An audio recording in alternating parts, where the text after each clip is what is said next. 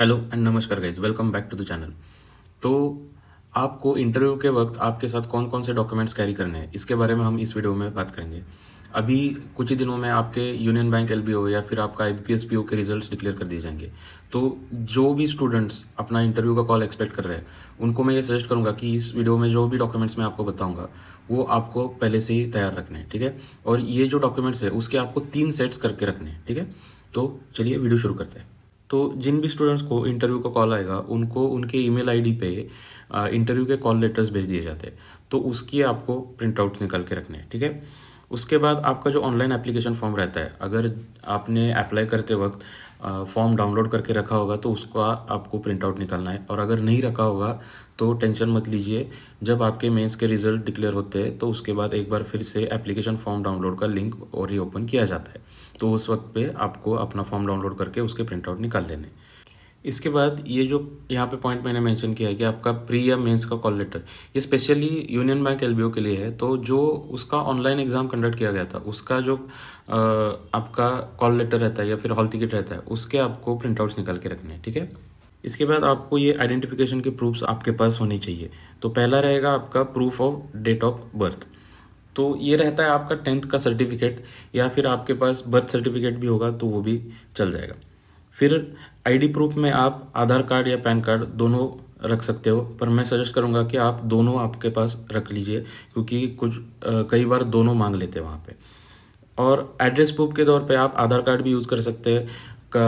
आपका अगर बैंक का पासबुक होगा तो वो भी आप यूज़ कर सकते हैं। आपका पासपोर्ट भी यूज़ कर सकते हैं, या फिर आपके नाम पे अगर लाइट बिल आता होगा तो वो भी आप यूज़ कर सकते हैं। पर मैं यहाँ पे आपको सजेस्ट करूँगा कि आप आधार ही एज अ एड्रेस प्रूफ अपना दे दीजिए। और यहाँ पे अगर आपका आईडी प्रूफ और एड्रेस प्रूफ दोनों के लिए आधार कार्ड ही दे रहे हो तो आपको वो अलग अलग प्रिंट आउट, यानी कि 2 प्रिंट आउट आधार कार्ड की आपको वहाँ पे अटैच करने पड़ेंगे, ठीक है।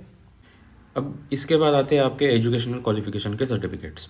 तो इसमें आपका 10th का मार्कशीट और सर्टिफिकेट दोनों लगेगा। उसी तरह से आपको 12th का मार्कशीट और सर्टिफिकेट दोनों लगेगा। देखिए, यहाँ पे बहुत सारे स्टूडेंट्स ऐसे रहते हैं जिन्होंने सर्टिफिकेट लिया ही नहीं रहता है, ठीक है। क्योंकि ज़्यादातर स्टूडेंट्स के पास मार्कशीट रहता है, जब रिजल्ट आता है तब हम मार्कशीट ले लेते हैं, लेकिन सर्टिफिकेट ले लेना भूल जाते हैं। क्योंकि मैंने भी अपना जो 12th का सर्टिफिकेट था वो करीब करीब मेरा 12th कंप्लीट करने के 4-5 साल बाद जाके मैंने अपना सर्टिफिकेट लिया था। तो ये आपको ध्यान में रखना है। अगर आपके पास सर्टिफिकेट नहीं है तो आप आपके स्कूल या कॉलेज में जाके वो कलेक्ट कर लीजिए। उसके बाद अगर आपका ग्रेजुएशन हुआ है तो ग्रेजुएशन के आपको सेमेस्टर वाइज या फिर ईयर वाइज मार्कशीट जरूर रखने हैं। तो ये कंपलसरी है, याद रखिए। या तो सेमेस्टर वाइज रखिए या फिर ईयर वाइज रखिए, ईयर वाइज भी चल जाते हैं। उसके बाद आपका जो डिग्री का सर्टिफिकेट रहता है वो भी आपको साथ में रखना है, उसके भी आपको जेरोक्स कॉपी करके रखना है। अब यहाँ पे और एक बात मैं आपको बताना चाहता हूँ कि बहुत सारे एग्जाम्स रहते हैं जिनमें रीजनल लैंग्वेज की रिक्वायरमेंट रहती है, जैसे कि आपका यूनियन बैंक ऑफ इंडिया का एलबीओ का एग्जाम हो गया। तो ये जो आपका रीजनल लैंग्वेज है वो एज अ सब्जेक्ट आपने 10th में या 12th में पढ़ा होगा तो आपके सर्टिफिकेट में वो मेंशन रहेगा, ठीक है। तो वो सर्टिफिकेट आपको वहाँ पे दिखाना पड़ेगा। अब मुझे अभी अभी पता चला है कि आपका 8th स्टैंडर्ड का भी सर्टिफिकेट जो रहता है उसमें भी अगर आपका regional language as a subject है, आपने पढ़ा हुआ है, तो वो भी चल जाता है। बहुत सारे इंस्टीट्यूशंस वो भी अलाउ करते हैं, ठीक है। तो वो भी आपको अपने साथ में रखना है। अगर आपके पास 10th या 12th का नहीं है तो 8th स्टैंडर्ड का तो आपके पास सर्टिफिकेट आपको रखना है। अब यहाँ तक जो सर्टिफिकेट्स है वो सबको रखने ही रखने हैं, वो सबके लिए कॉमन है। अब ये स्लाइड में जो सर्टिफिकेट्स यहाँ पे आप पढ़ सकते हो वो स्पेसिफिक स्टूडेंट्स के लिए एप्लीकेबल रहेंगे, ठीक है।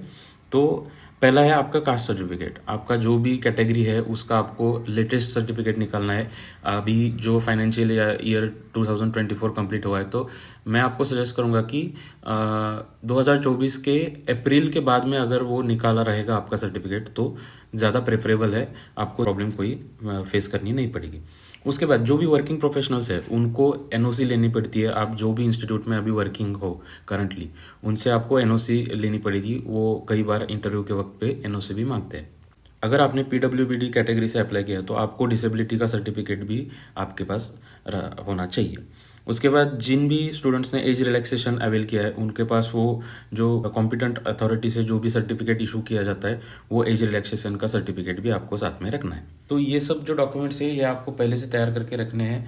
इसमें आपको ये सब जो डॉक्यूमेंट्स है वो इंटरव्यू के वक्त लगेंगे।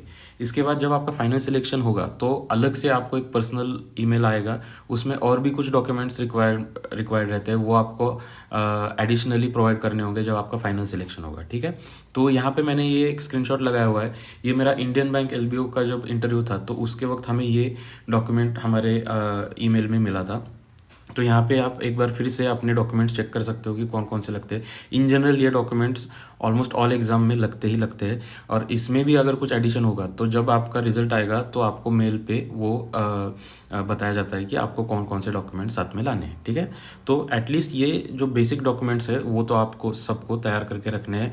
अगर नहीं होगे तो कुछ सर्टिफिकेट्स नहीं है तो आपको बनवा के रखने हैं, और ये सब डॉक्यूमेंट्स के आपको कम से कम 3 सेट्स बना के रखने हैं, क्योंकि वहाँ पे जाके आपको एडिशनल जेरोक्स की ज़रूरत पड़ती है। तो वहाँ पे वो जेरोक्स की फैसिलिटी प्रोवाइड करते हैं, पर अगर नहीं होगी तो आपको दिक्कत वहाँ पे फेस करनी पड़ेगी। तो इसलिए आपको 3 सेट्स तैयार करके रखने हैं, और इसके साथ आपको 5 से 7 आपके पासपोर्ट साइज फोटोग्राफ्स रखने हैं। स्पेशली अगर आपने जो भी फ़ोटो आपके एप्लीकेशन फॉर्म में अपलोड किया है वही रहेगा तो और भी ज़्यादा बेहतर रहेगा। ठीक है, तो आज की वीडियो में बस यही आपको मैं बताना चाहता था कौन कौन से डॉक्यूमेंट्स आपको तैयार करके रखने चाहिए। जनरली ये जो सब डॉक्यूमेंट्स है सबके पास रहते हैं, इसका आप जेरोक्स निकाल के आप 3 सेट बना के रखिए। बस आज की वीडियो में इतना ही आपको बताना चाहता था। अगर ये वीडियो आपको हेल्पफुल लगी होगी तो लाइक, शेयर और सब्सक्राइब ज़रूर कीजिएगा, और अगर कुछ भी डाउट्स आपके मन में होंगे तो आप कमेंट्स में अपने डाउट्स लिख सकते हो। ठीक है, थैंक यू।